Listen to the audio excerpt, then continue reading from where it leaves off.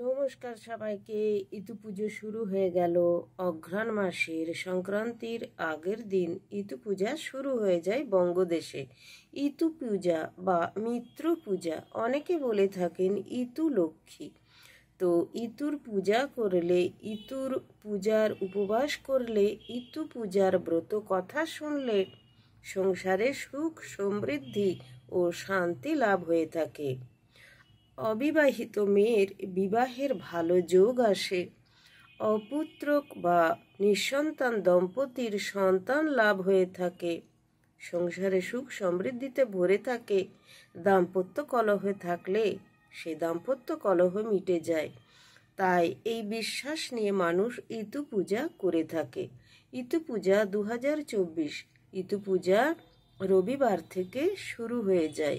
অনেকের শনিবার অর্থাৎ সংক্রান্তির আগের দিন থেকেও কিংবা সংক্রান্তির দিন শুরু হয়ে যায়।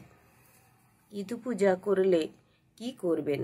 ইতু পুজোর ঠাকুর কিভাবে তৈরি করবেন? একটি বড় সরা নেবেন, তাতে দুটি ঘট নেবেন, সরাযুক্ত ঘট নেবেন, ঘটের ঢাকা, এবং তাতে বসিয়ে এইরকম একটু স্বস্তিক চিহ্ন এঁকে দেবেন। মাটি দেবেন।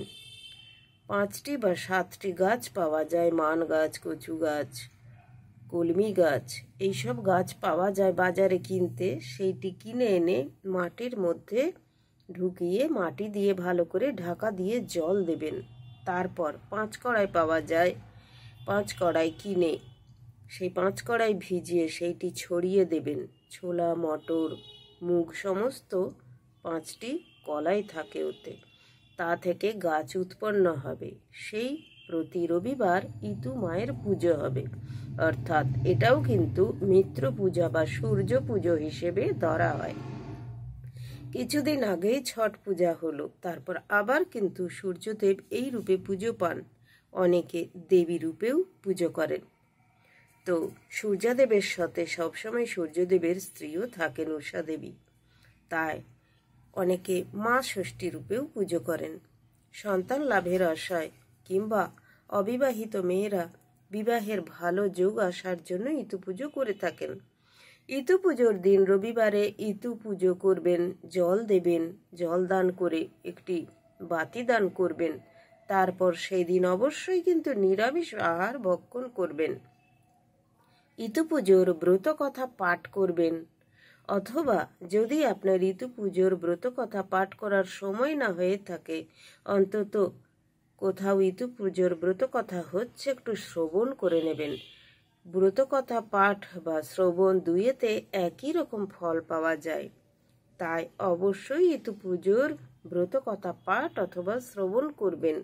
পরিবারের মঙ্গল কামনার্থে এই ইতু পুজো করা হয়। যাদের শুধুমাত্র নিয়ম আছে তারাই করবেন।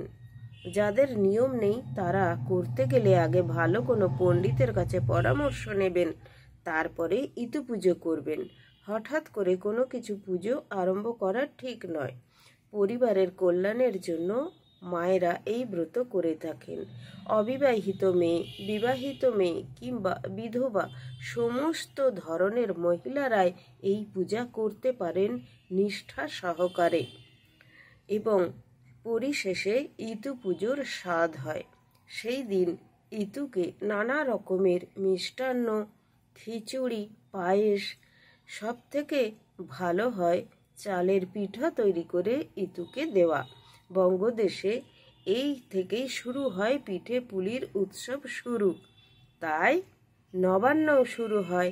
কবে নবান্ন হবে সেটাও আপনাদের আমি অবশ্যই ভিডিও করে বলে দেবো, আপনারা শুনে নেবেন।